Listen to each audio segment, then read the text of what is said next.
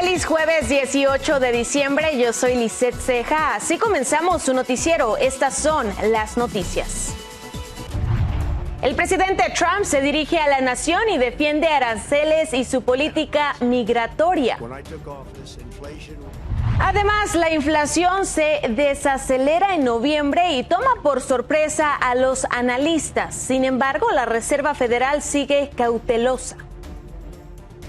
También Trump, en este caso, plan de Trump pone en la mira a ciudadanos naturalizados. El mandatario busca retirarles la ciudadanía. ¿Quiénes serán los afectados? Un abogado de migración nos aclara las dudas. Hoy es el Día Internacional del Inmigrante, una oportunidad para resaltar la labor y la contribución que realizan millones de migrantes en todo el mundo.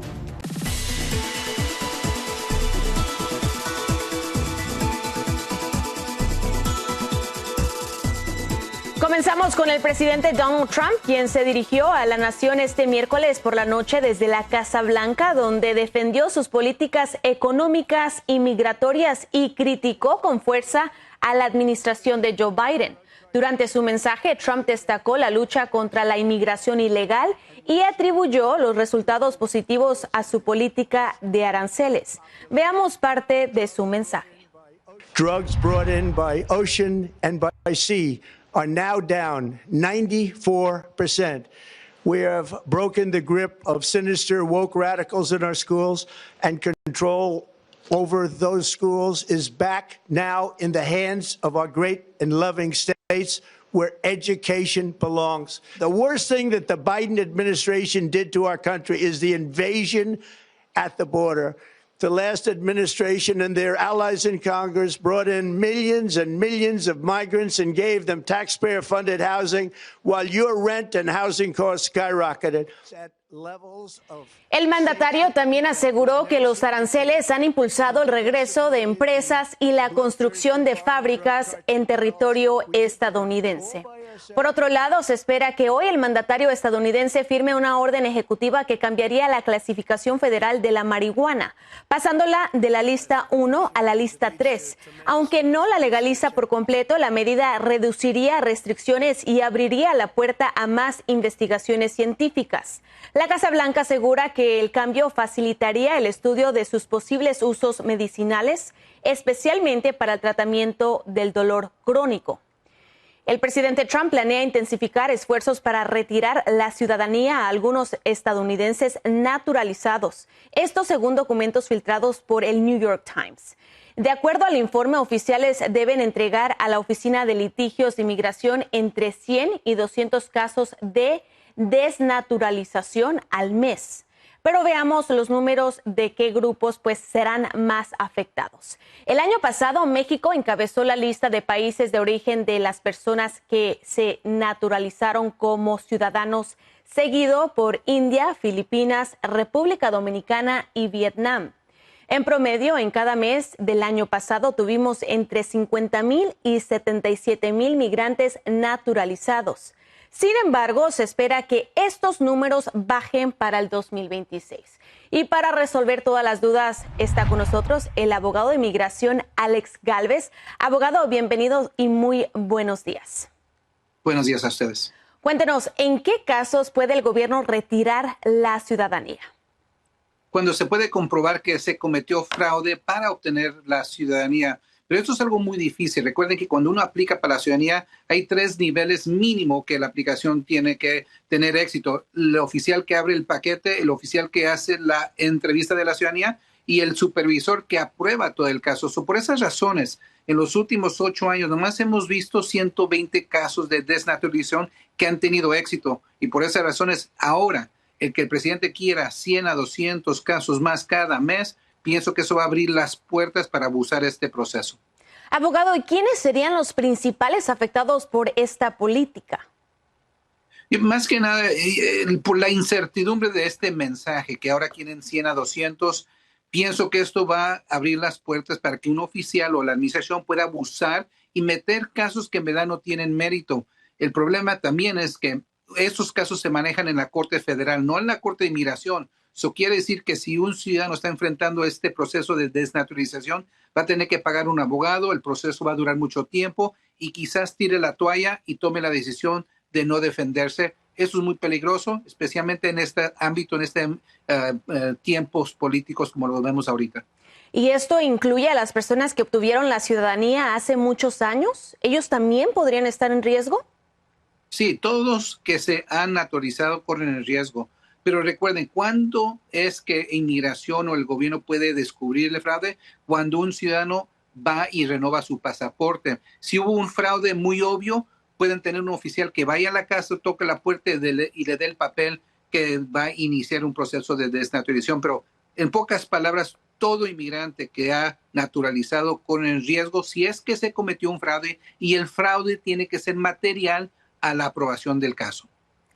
Entonces, en el caso de que un ciudadano pues caiga dentro de esta meta que tiene el presidente Trump de 100 a 200 ciudadanos naturalizados aquí en Estados Unidos al mes, ¿qué derechos legales tiene esa persona frente a este proceso?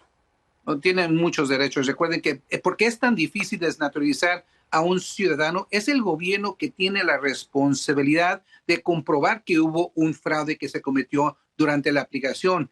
El beneficiante, el ciudadano, nomás está ahí para defenderse, y el estándar es tan alto que es casi imposible ganar estos casos en la Corte Federal. Por esas razones, nomás hemos tenido 120 casos en los últimos 8 años. Por esas razones, aunque las noticias son desgarradoras, aunque va a entrar algo de polémica en esto, quiero que sepan que si reciben una notificación, lo primero que deberían hacer es hablar con un abogado de migración.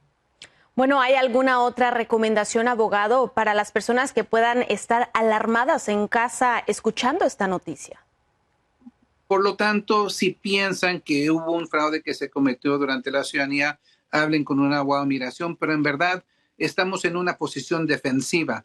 Recuerden, hay muchas quizás incertidumbres o cosas que no se dijeron en completo durante una entrevista de la ciudadanía, pero si esa mentirita no fue material, quiere decir que si todos modos hubieran aprobado el caso, no tiene nada que preocuparse. Situaciones comunes es si cometieron un delito, no se descubrió durante la entrevista, y si se hubiera descubierto, hubiera negado la ciudadanía. Esos son los casos más comunes para desnaturalizar.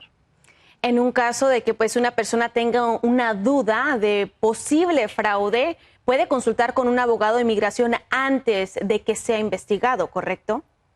Sí, antes de someter la renovación para el pasaporte americano, o si hay una duda, hablen con un abogado o una de las muchas organizaciones no lucrativas que se dedica a ayudar al inmigrante. Bueno, abogado, muchísimas gracias por su tiempo esta mañana. A ustedes.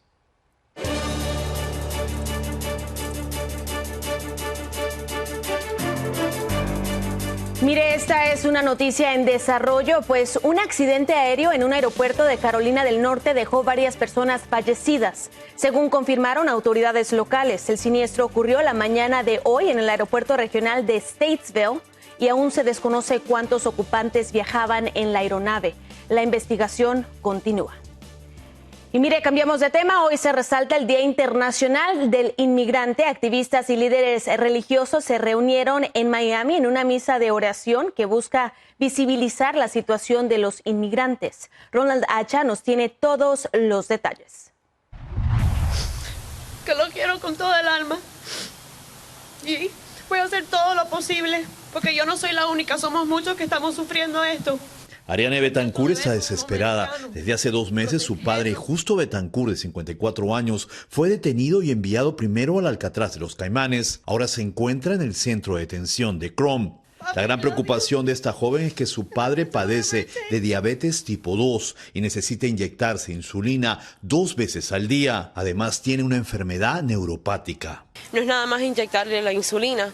Entonces estén con insulina, con poca comida, teniendo que comer lo que haya en la comisaria, que no es comida apta para diabéticos. Justo Betancourt, cubano, cumplió su condena por un cargo de conspiración por drogas en Nebraska y al salir en el 2020 fue detenido por ICE. Desde entonces cada año tenía que reportarse a este centro de Miramar. Y ahora posiblemente sea quizás deportado a México o a un país en el África. Que hay un proceso legal que debe continuar.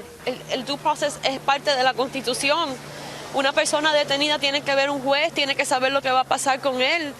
no pueden estar en un lado detenido y levantarse un día y levantarse en un país que nunca han ido, que no conocen. Están deteniendo muchas personas que venían a su chequeo sin ningún problema por años. Es gente que vive acá, gente que escuchás que vive 50 años hace que vive acá, que en algún momento tuvieron un problema, pero cumplieron. O sea, para eso está el sistema judicial, ¿no? Conmemorando el Día del Inmigrante, decenas de activistas oraron por la salud de los detenidos frente a este centro de procesamiento en Miramar. Aquí en el Centro de Procesamiento Migratorio en Miramar decidieron cancelar las citas hasta el 20 de enero debido a esta manifestación realizada por asociaciones proinmigrantes. Esta vocera de la comunidad LGTBQ+ denuncia el maltrato a personas con enfermedades autoinmunes en centros de detención. Un estudio de personas LGBT y VIH positiva que estuvieron detenidas, el 40% reportó haber sufrido agresión sexual o física. Para Estrella News, Zorro Dalacha. Bueno, es momento de hacer una pausa, pero no se mueva porque al regresar, la inflación se desacelera en noviembre, aunque aranceles siguen presionando. También nuevo ataque en el Pacífico. Estados Unidos anuncia operación militar a una presunta narcolancha y deja varios muertos.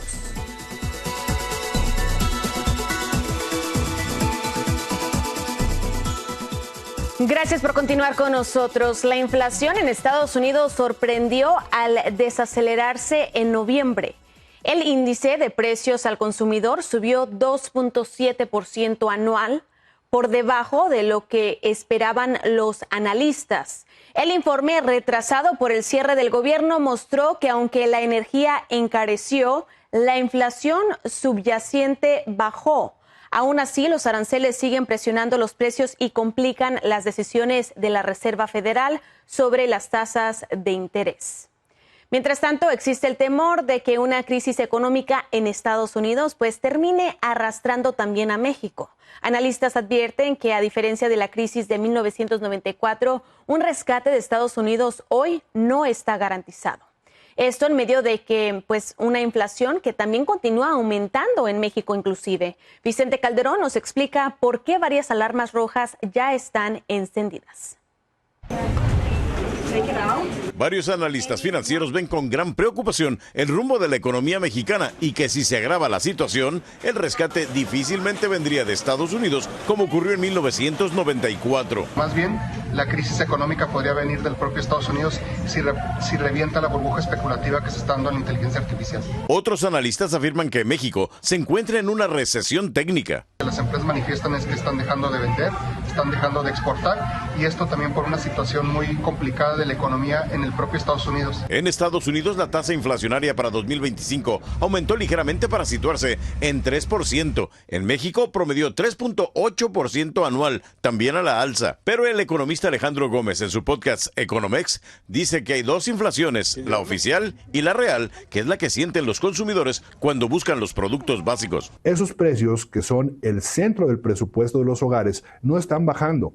Y al contrario, muchos siguen subiendo a una tasa mucho más alta que la del promedio general. El desempleo en Estados Unidos tuvo un aumento significativo, alcanzando 4.6% en noviembre. Para México, oficialmente el porcentaje de desocupados se mantuvo en alrededor de 3%, y aunque en octubre pasado vio una ligera mejoría, temen sea transitoria. Todo esto contrasta con el optimismo del gobierno federal mexicano y con el de los gobernadores de su mismo partido, Morena. Pero hasta los empresarios reconocen la tendencia negativa. Este año ya tenemos más de 25,000 personas que han perdido su empleo.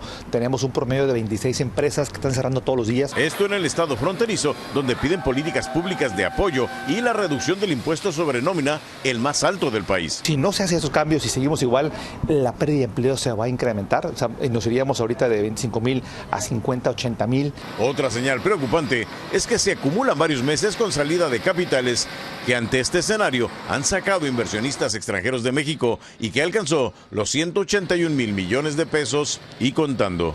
En Tijuana, Vicente Calderón, Noticias Estrella TV. Cambiamos de tema. En Venezuela, Nicolás Maduro aseguró que su país continuará comercializando petróleo a nivel internacional. Esto a pesar del bloqueo ordenado por Estados Unidos el día de ayer. De hecho, la Armada venezolana ha comenzado a escoltar buques provenientes de las costas, de acuerdo al New York Times, pero escuchemos lo que dijo Maduro.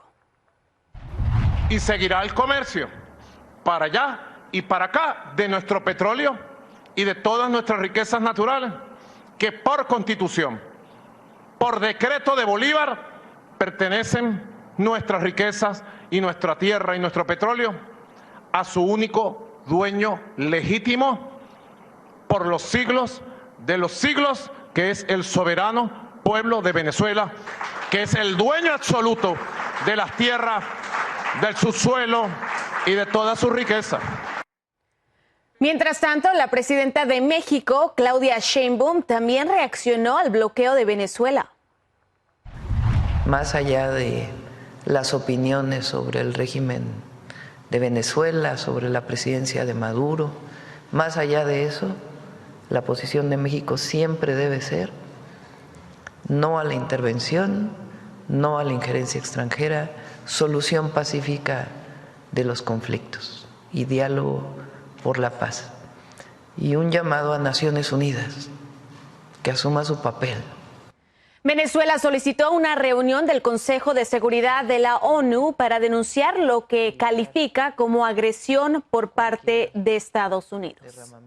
El Comando Sur estadounidense anunció que atacó una embarcación en el Pacífico Oriental vinculada al narcotráfico, dejando 4 personas muertas. La operación, bajo la Fuerza Operativa Conjunta Southern Spear y órdenes del secretario de Guerra, se realizó en aguas internacionales. Así lo informó el comando en su cuenta de X.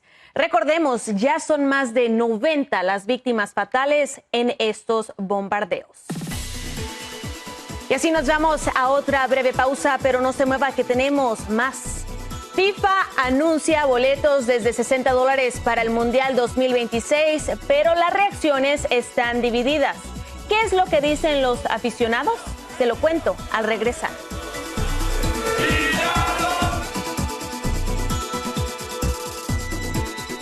Pues sí, ya le habíamos informado sobre la nueva categoría de boletos que la FIFA anunció para el Mundial 2026 con entradas desde $60. Sin embargo, las reacciones no han sido completamente positivas. Desde México, Víctor Blázquez nos tiene las reacciones. La FIFA anunció una nueva categoría para la venta de boletos del Mundial 2026 a celebrarse en México, Estados Unidos y Canadá.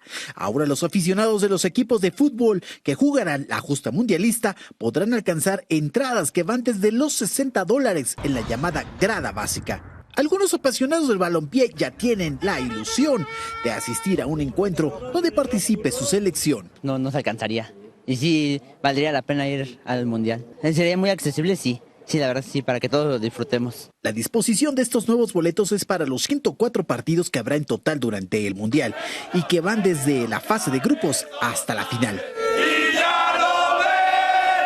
Según la FIFA, la nueva categoría es la oportunidad para ver en vivo un encuentro futbolista desde el 11 de junio. Si hay posibilidad que den ahora sí alternativas para que personas de ahora sí de bajo recurso puedan ir o den, no sé, alguna evento o algo, de boletos o pulseras, pues para que puedan acceder a las personas. Las entradas a grada básica también llevan el proceso de registro y no garantiza el acceso solicitado, pues el criterio es que lleguen a los seguidores más fieles de cada selección.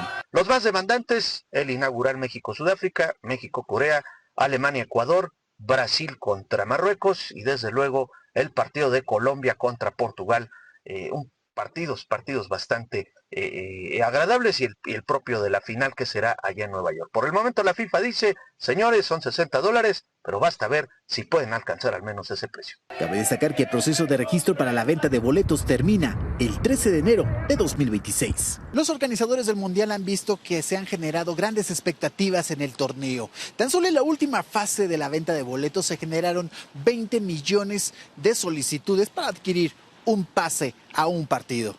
En Ciudad de México, Víctor Blázquez, Noticias, Estrella TV.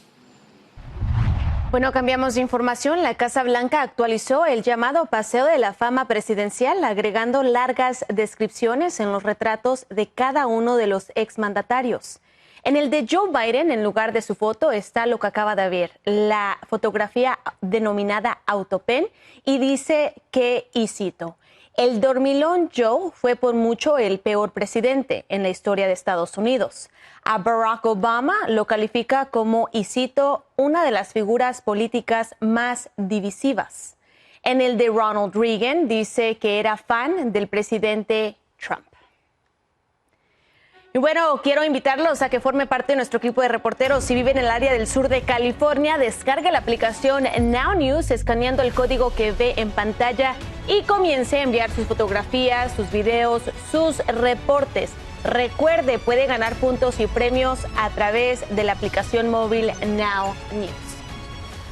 Con esto hemos llegado al final de esta emisión de Noticias 24 Horas. Nuevamente soy Lizeth Ceja. Muchísimas gracias por haberse informado conmigo y nos vemos en la próxima.